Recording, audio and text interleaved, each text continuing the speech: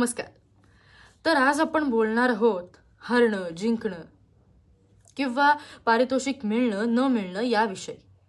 तर कसं आहे ना, आपल्याला फार आधीपासून किंवा लहानपणापासून हे शिकवलं जातं की पारितोषिक मिळालं तरच ती कलाकृती उत्तम, तरच तू खऱ्या अर्थाने जिंकलास. असं नसतं. हे कोण ठरवतं? कसं आहे, तज्ज्ञ लोकांची, जाणकार लोकांची एक छोटीशी शाबासकी आपल्या पाठीवर मिळालेली कधीही ती आपल्यासाठी एका बक्षिसापेक्षाही खूप मोठी असते. आणि एखादी कलाकृती तयार करायला दिग्दर्शक, कलाकार, लेखक यांनी घेतलेली मेहनत त्या पारितोषिकापेक्षा सुद्धा खूप मौल्यवान असते. त्यामुळे कलाकृती वाईट आहे, चांगली आहे हे ठरवणारे आपण कोण? आणि ते आपण का ठरवावं? खरंच आपण तेवढे जाणकार आहोत का की एखादी कलाकृती बघितली, छे मला नाही आवडली, वा काय सादरीकरण केलंय, बरोबर आहे, सादरीकरण उत्तम आहे, सगळं उत्तम आहे, पण सादरीकरण उत्तम म्हणजेच ती कलाकृती उत्तम का? किंवा सादरीकरण जर असं थोडंसं चुकलंय याचा अर्थ ती कलाकृती पूर्णच वाईट आहे असं आहे का? कलाकारांनी घेतलेली मेहनत, कष्ट याच्यात कुठे जराही आपण त्याला वरचढपणा देऊ शकत नाही. मला काय आठवलं माहितीये, आपल्या एक कविता होती लहानपणी कुसुमाग्रजांची, मोडला जरी संसार तरी मोडला नाही कणा, पाठीवर हात ठेवून फक्त लढ म्हणा. आपण कधीही कुठल्याही स्पर्धेसाठी किंवा कुठल्याही आव्हानासाठी तयार होताना ना, ही वाक्य आपल्यासाठी फार महत्वाची असतात. म्हणजे पाठीवर हात ठेवून फक्त लढ म्हणा. मी आत्ता म्हटलं ना की आपल्या जवळच्या व्यक्तीची एक शाबासकी सुद्धा आपल्याला खूप प्रोत्साहन देऊन जाते. आणि ते एखाद्या बक्षिसापेक्षा सुद्धा आपल्यासाठी फार मौल्यवान असतं. मी तरी हेच करते. मला कधी कुठल्या आव्हानांना सामोरं जायचं असेल ना, तर मी कुसुमाग्रजांचं ते वाक्य आठवते, पाठीवर हात ठेवून फक्त लढ म्हणा, आणि मी लढत राहते. आणि असं म्हणतात, आयुष्यात सक्सेसफुल झाल्यावर फेल्युअर या लपवण्याच्या गोष्टी नाहीत तर मिरवण्याच्या गोष्टी असतात. मग कशाला घाबरायचं? बिनधास्त लढायचं. समजा हारलो तर फिनिक्स पक्षासारखी भरारी घ्यायची, जिंकलो तर पुन्हा आपलं यशाचं शिखर गाठण्यासाठी मनसोक्त प्रयत्न करायचे.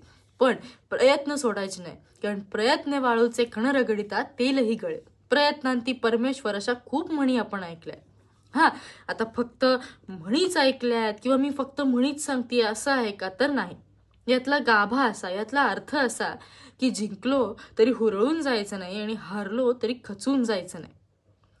प्रत्येक गोष्ट ही खिलाडू वृत्तीने घेऊन आपल्याला ती स्वीकारून पुढे जाता आलं पाहिजे. तरच आपण खरे व्यक्ती म्हणून, एक व्यक्तिमत्व म्हणून जगू शकतो. आत्तापर्यंत अशी बरीच उदाहरणं आपल्यासमोर आहेत की सुरुवातीला ती सगळी लोक हारली आहेत, पण यशाच्या शिखरावर गेल्यावर किंवा प्रयत्न करून त्यांच्या यशाचं विराट शिखर गाठल्यानंतर तीच नावं आपल्या डोळ्यासमोर आजही अभिमानाने उभी आहेत. म्हणजे तसं बघायला गेलं तर आता तुम्हाला मी एक साधं उदाहरण देते. APJ अब्दुल कलाम असतील, छत्रपती शिवराय असतील, या सगळ्यांनी सुरुवातीला प्रयत्न करत करत करत करत आपलं सगळं साम्राज्य उभं केलं, बरोबर ना? त्याच वेळी ते हरले म्हणून जर ते खचून गेले असते तर आज ही नावं आपल्यासमोर आली नसती. आणि फक्त ही नावं आहेत, आपण त्यांच्यासारखं बनू शकू की नाही हा प्रश्न वेगळा, पण आपण त्यासाठी प्रयत्न करणं अत्यंत गरजेचं आहे. प्रयत्न सोडायचे नाही, कारण प्रयत्न करणारा माणूस हा निम्मी लढाई जिंकलेला असतो. आणि प्रयत्न करत राहायचे. हारणं, जिंकणं या फक्त त्याला एक छोटंसं दिलेलं नाव आहे. किंवा आपण प्रयत्न केले ना की हरणं, जिंकणं या सगळ्या गोष्टी शून्य होऊन जातात आणि फक्त उरते ती जिज्ञासा, कष्ट, मेहनत आणि आनंद, जो आपल्याला प्रत्येक गोष्टीतून मिळतो. आणि हो, अजून एक, स्पर्धा ही समोरच्या व्यक्तीशी करण्यापेक्षा ही आपल्याशी आपली असावी. म्हणजे आजचे आपण आणि भविष्यातले आपण कसे आहोत याच्याशी ती स्पर्धा असावी, तरच आपण खरे स्पर्धक. आणि आज आपण आपल्याबरोबर हारलो म्हटल्यावर पुढे जाऊन आपण आपल्यासोबत जिंकणं महत्वाचं आहे. आणि कशाला लोकांचा विचार करायचा, लोक अशी ना तशी बोलतच असतात. चांगलं झालं तरी बोलतात, वाईट झालं तरी बोलतात. तुम्हाला ते माहितीये का, कुछ तो लोग कहेंगे, लोगों का काम है कहना, छोड़ो बेकार की बातों में कहीं बीत ना जाए रहना. एक्झॅक्टली. लोकांचं ऐकून आपण जर वागायला लागलो तर आयुष्यात आपण कधीच सक्सेसफुल होणार नाही. आणि जब कुछ नहीं हो छुपाने को तो बहुत कुछ है दुनिया को दिखाने को. मग कशाला घाबरायचं, क्यों डरने का. अरे face it the situation, what ever.